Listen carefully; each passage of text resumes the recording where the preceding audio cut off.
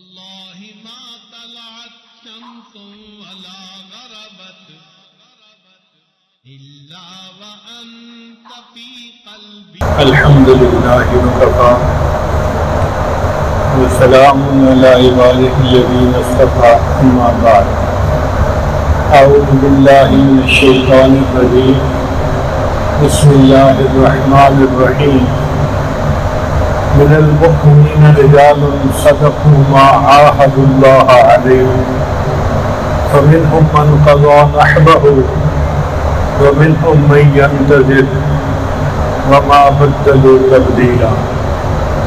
سبحان ربك رب العزة عما يصفون وسلام على المرسلين والحمد لله رب العالمين. اللهم صل على سيدنا محمد وعلى آل سيدنا محمد وبارك وسلم. اسلامی سال کی ابتدا محرم سے ہوتی ہے اور اختتام ذی الحجہ میں ہوتا ہے. اگر آپ غور کریں تو محرم میں قربانی کا مہینہ اور ذی الحجہ میں قربانی کا مہینہ، تو ابتدا کی قربانی سے انتہا کی قربانی امت کے لیے سبب ہے. اگر ہم اس دنیا کو غور سے دیکھیں تو 4 طرح کی مخلوقات ہیں: جمادات، نباتات، حیوانات اور انسان.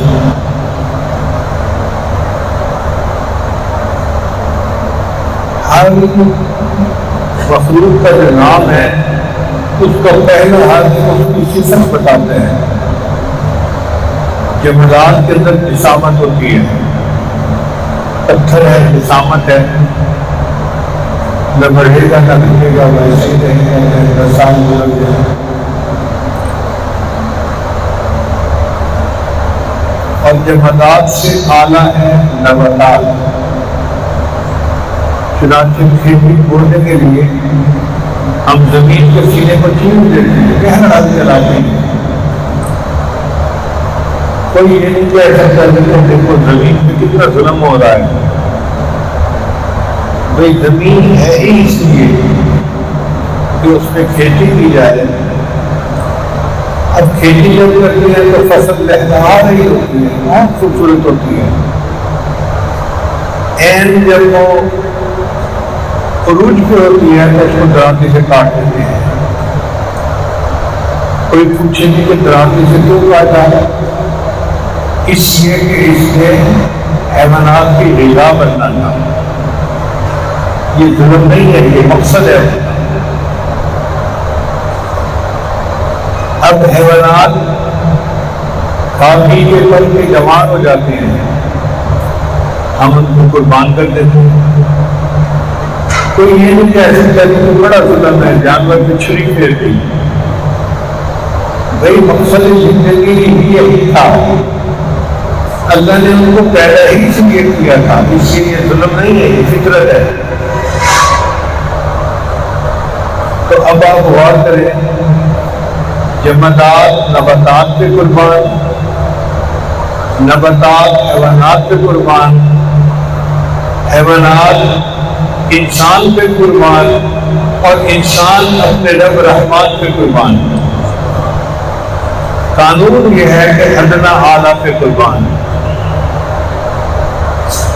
تو ہمارا دنیا میں آنے کا مقصد ہی یہی ہے کہ ہم اللہ سے قربان. چنانچہ ایک قربانی اللہ تعالیٰ نے ابراہیم خلیل اللہ سے لی. انہیں حکم دیا کہ اپنے بیٹی کو میرے نام پر قربان کرو. وہ اس میں 100% کامیاب ہو گئی. اللہ تعالیٰ فرماتے ہیں ان ھذا لہو البلاء المبین. یہ بہت واضح آزمائش تھی، بہت بڑی آزمائش تھی. 92 سال کا بوڑھا اپنے 12 سال کے بیٹے کے گلے میں چھری چلائے، یہ کوئی معمولی بات نہیں ہے.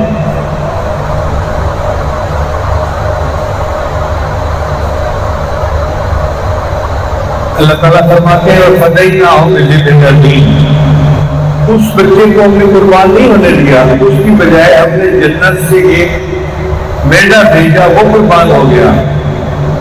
سلام علی ابراہیم، ابراہیم تم پہ سلام کی ہو، ابراہیم تمہیں شاباش ہو، ابراہیم تم جیتے رہو، تم نے کتنی اچھی قربانی کی۔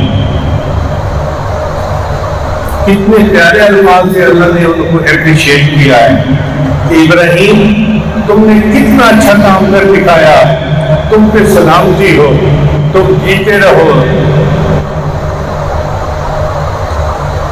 پھر اللہ نے وہ قربانی آنے والی امتوں میں جاری فرما دی، فرمایا وَتَرَكْنَا عَلَيْهِ فِي الْآخِرِينَ، ہم نے آنے والوں میں اس سنت کو جاری فرما دیا۔ چنانچہ عید الاضحیٰ پہ ہم جو جانور قربان کرتے ہیں وہ ابراہیم خلیل اللہ کی سنت ہے۔ پھر اب محرم کا مہینہ شروع ہو جائے گا، اس میں اللہ نے اپنے حبیب کے گھر کے ایک بچے سے قربانی لی، ادھر ایک نبی سے قربانی لی جا رہی ہے، ادھر اللہ نے اپنے حبیب سے قربانی نہیں لی، اپنے حبیب کے گھر کا ایک بچہ جو ان کا نواسا تھا سیدنا حسین ان سے قربانی لی، اور قربانی بھی ایک فرد کی نہیں، پورے گھرانے کو قربان کر دیا، پورا ممبئی قربان کر دیا۔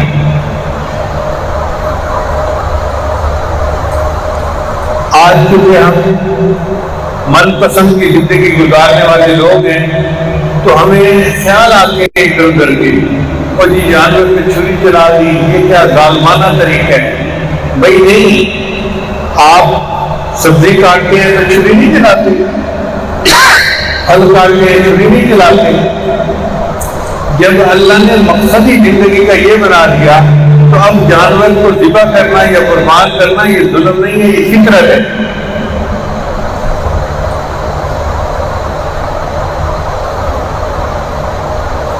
باقی یہ کہ انسان کی یہ سعادت ہے کہ اگر وہ اللہ کے دین کے لیے اللہ کے نام پر اپنی جان کو قربان کر دیں۔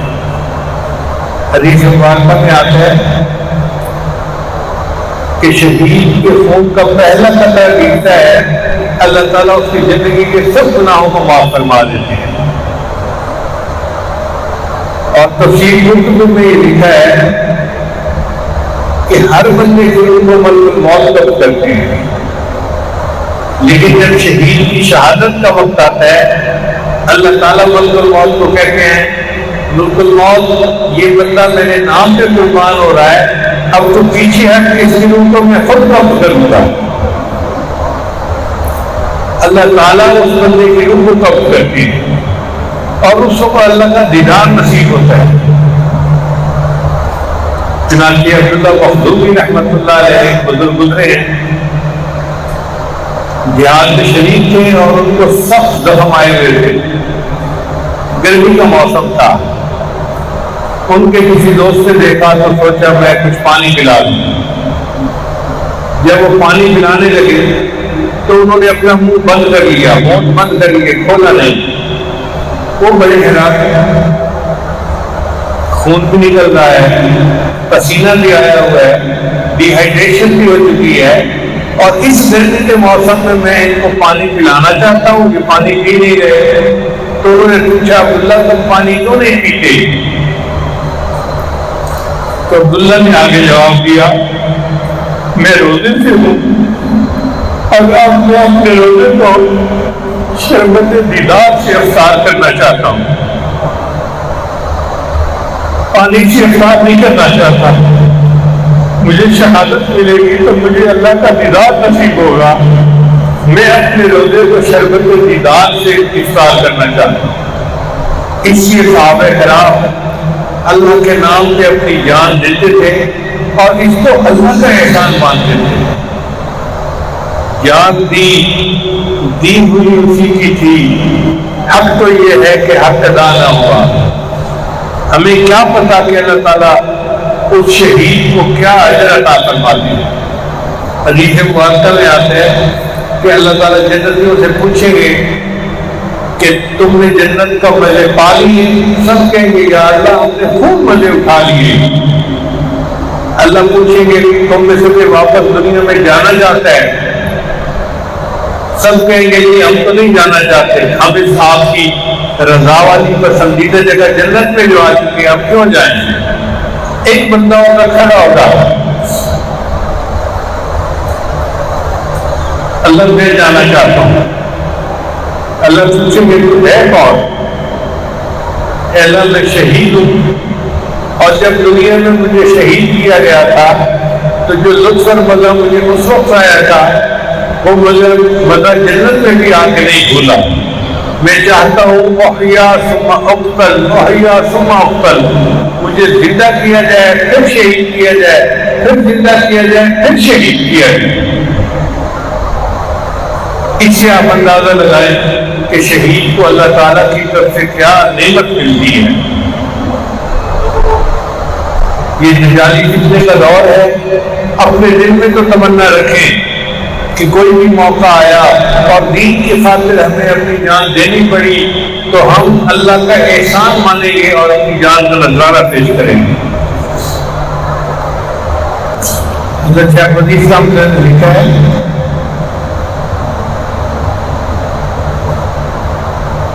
کہ میدان احد سے ایک دن پہلے کی بات ہے، تیاری ہو رہی ہے، ایک دوست دوسرے دوست کو کہتے ہیں کل تو جہاد شروع ہو جائے گا، آؤ آج میں دعا کرتا ہوں آپ آمین کہنا، پھر آپ دعا کرنا میں آمین کہوں گا۔ چنانچہ ایک نے دعا مانگی، اللہ کل میرا مقابلہ کسی بڑے قوی دشمن سے ہو، وہ مجھ پہ وار کرے میں اس پہ وار کروں، اللہ پھر میں ایسا وار کروں کہ اس کو تیرے راستے پہ قتل کر دوں اور دشمن کے سرغنے کو مارنے کی سعادت مجھے نصیب ہو۔ دوسرے نے آمین کہی اور دوسرے کی باری تھی، اس سے دعا مانگی، اللہ کل میرا مقابلہ بڑے قوی دشمن کے ساتھ ہو، وہ مجھ پہ وار کرے میں اس پہ وار کروں، اور پھر اللہ وہ ایک ایسا وار کرے کہ مجھے تیرے راستے میں شہید کر دے، اور اے اللہ پھر وہ میری لاش کو مسلح کر دے، مسح کر دے، میری آنکھیں نکال دے، میرے کان کاٹ دے، میرے سینے سے میرا دل نکال دے، اور میں اس حالت میں قیامت کے دن آپ کو سامنے پیش کیا جاؤں اور آپ مجھ سے پوچھیں کہ میرے بندے تو کس حال میں میرے سامنے آیا ہے، تو میں کہوں کہ اللہ میں اپنی جان کا نذرانہ آپ کے نام پہ پیش کر کے آیا ہوں۔ وہ صحابی کہتے تھے کہ جیسے تو آپ مانگی گئی وہ دعا اسی طرح ثابت ہوئی، مگر میں نے دشمن کے سرغنے کو قتل تو کیا، اور آج میں افسوس کر رہا ہوں کہ میرے دوست کی دعا میری دعا سے زیادہ بہتر تھی۔ تو وہ چاہتے تھے کہ اللہ کے نام پہ اگر ان کا موقع بھی کوئی کر دیتا ہے تو کرے، اللہ ہمیں قبول فرما لے۔ یہ سونا میرے دکھ میں راضی جن میں سکھ نو چلے ڈاواں، اگر میرا یار میرے دکھ سے راضی ہے تو میں سکھوں کو چولہے میں ڈالنے کے لیے تیار ہوں۔ تو اس لیے ذی الحجہ اور محرم یہ ہمیں قربانی کی یاد دلاتے ہیں۔ علامہ اقبال نے کہا تھے ہمیں ایک تیرے مار کا آراؤں میں، تھے ہمیں ایک تیرے مار کا آراؤں میں، خشکیوں میں کبھی لڑتے کبھی دریاؤں میں، دی اذانے کبھی یورپ کے کلیساؤں میں، کبھی افریقہ کے تپتے ہوئے صحراؤں میں، شان آنکھوں میں نچٹتی تھی جہانداروں کی، کلمہ پڑھتے تھے ہم چھاؤں میں تلواروں کی، تلواروں کی چھاؤں میں کلمہ پڑھنا یہ مومن کی شان رہی ہے۔ اس لیے کہتے ہیں شہادت ہے مطلوب و مقصود مومن، نہ مال غنیمت نہ کشور کشائی۔ علامہ اقبال نے پوری صورتحال کو ایک شعر کے اندر سمیٹ دیا، فرماتے ہیں غریب و سادہ و رنگین ہے داستان علم، غریب کا مطلب ہوتا ہے جو 1 بلین ہو، بہت شاد. تو یہ داستان بہت انوکھی ہے، سادہ ہے. رنگین سے مراد کون سے رنگین ہے؟ غریب و سادہ و رنگین ہے داستان حرم. نہایت اس کی حسین، ابتدا ہے اسماعیل. انتہا اس کی سیدنا حسین پر آ کر ہوئی اور ابتدا اس کی سیدنا اسماعیل علیہ السلام سے ہوئی. غریب و سادہ و رنگین ہے داستان حرم، نہایت اس کی حسین، ابتدا ہے اسماعیل. تو یہ دونوں مہینے ہمیں قربانی کی یاد دلاتے ہیں. اللہ تعالیٰ ہمیں ایمان کی حرارت عطا فرمائے، ایسی محبت ہو کہ پروانہ شمع پہ قربان ہونے کے لیے تیار ہو جائے. ہم بھی اللہ کے نام پہ اپنی جانیں قربان کرنے کے لیے تیار ہو جائیں.